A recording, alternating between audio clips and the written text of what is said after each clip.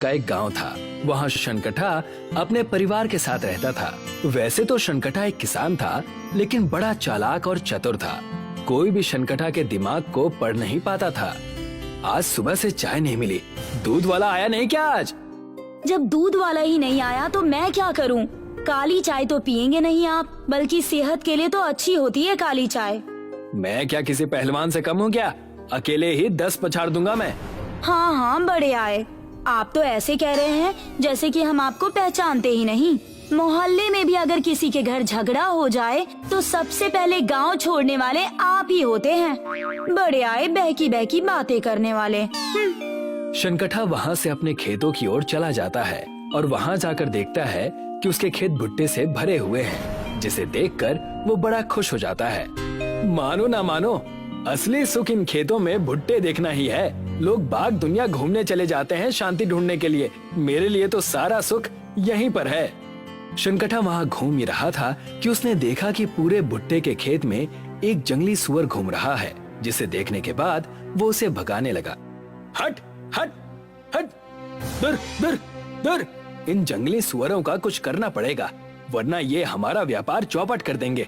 कुछ ही महीने में बरसात शुरू होने वाली है। आज ही जाकर मैं सारी बातें सरपंच जी को बता दूंगा। शनकठा अपनी पत्नी नगमा के साथ गांव के सरपंच के पास चला जाता है। सरपंच साहब, गांव में इतना सब कुछ हो रहा है और आप घर पर ही बैठे हैं। अरे भाई, क्यों गला फाड़ रहे हो? क्या बात है बताओ, मैं उसे सुलझाने की कोशिश करता हूँ। होना क्या है, हमारे सारे भुट्टे के खेत जंगली सुअर खा जाएंगे और हम कंगाल हो जाएंगे। तुम तार बाट लगा दो अपने खेतों में, और क्या, उससे तुम्हें कोई नुकसान थोड़ी ना होगा।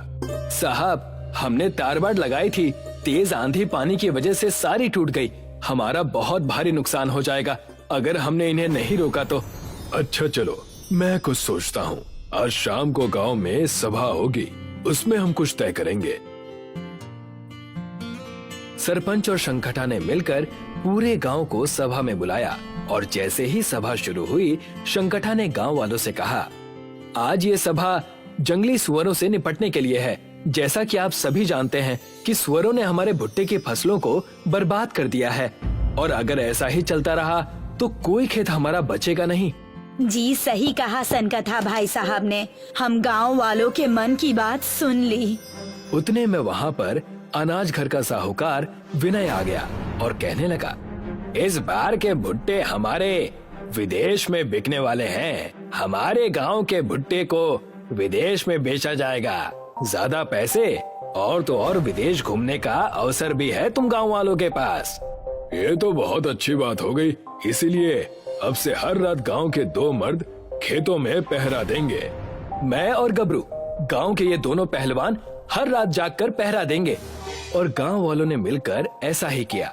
हर रात शनकठा और गबरू खेतों पर पहरा देने लगे। एक रात शनकठा के खेत में एक मोटा सुअर आकर खेत के भुट्टे खाने लगा। खेतों में हलचल होने से गबरू ने उसे देख लिया। शनकठा भाई, तुम्हारे खेत में सुअर है, मैं अपनी बाण से उसे मार गिराऊंगा। मारना मत, बस डराकर भगा दो। गबरू ने अपनी बाण से एक तीर खींची और उस सुअर को जख्मी कर दिया। शनकठा ये देखते ही गबरू पर चिल्लाने लगा, देखा, तुमने मार दिया उसे। मैंने कहा था ना मत मारो, बेचारा सुअर। इन्हें छोड़ो मत, सबको खत्म कर दो। हट जाओ, यहाँ मत आओ। शनकठा उस जंगली सुअर को उठाकर अपने घर लेकर जाता है और उसकी देखभाल करता है। पूरी रात देखभाल करने के बाद वो सुअर एक इंसान की आत्मा में बदल जाता है, जिसे देखकर शनकठा बहुत ही डर जाता है। कैसे हो शनकठा? मैं भी तुम्हारे गांव के पूर्वजों में से एक हूँ। ये सब क्या हो रहा है? मैं कुछ समझ नहीं पा रहा हूँ। मैं एक श्राप की वजह से सुअर के भेष में था, तुमने मुझे मुक्त कर दिया। उस गबरू ने मुक्त कर दिया, मैं तो बस आपकी जान बचा रहा था। तुम्हारी नेकी की वजह से मैं तुम्हें एक आशीर्वाद दे रहा हूँ। जिस भुट्टे को खाते हुए मुझे तीर लगा था, वो भुट्टा सुबह हवाई जहाज में परिवर्तित हो जाएगा। भुट्टा हवाई जहाज। जैसे ही सूरज की पहली किरण उस भुट्टे पर पड़ेगी, वो हवाई जहाज बन जाएगा। तुम उससे शहर जाकर अपने भुट्टे बेच सकते हो और अपना व्यवसाय 2 गुना ज्यादा अच्छा कर सकते हो। तथास्तु। और हाँ, इन भुट्टों के गायब होने में सिर्फ जानवरों का हाथ नहीं है, बल्कि तुम्हारे सरपंच का भी है। सारे भुट्टे वही रात के समय चुराया करता था। इतना कहकर वो आत्मा और सुअर दोनों वहाँ से अदृश्य हो गए।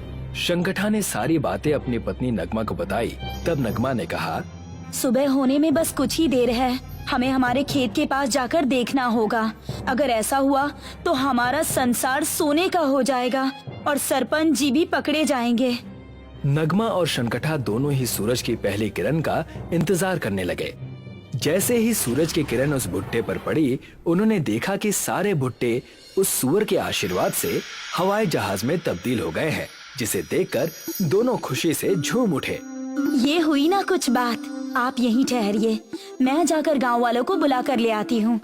हाँ हाँ भाग्यवान, जाओ जाओ, सबको बुला लाओ। अब तुम पूरे गांव के भुट्टे ले जाकर शहर में बेच आना। क्यों, आप हमारे साथ नहीं आएंगे? मुझ जैसे बूढ़े को तुम इतना परेशान क्यों कर रहे हो? पर मैं चाहती हूँ कि सबसे पहले आप इस भुट्टे के हवाई जहाज में चढ़ें। चलो ठीक है, मैं भी अपने सारे भुट्टे लेकर तुम्हारे इसी हवाई जहाज में आऊंगा और मुनाफे का आनंद उठाऊंगा।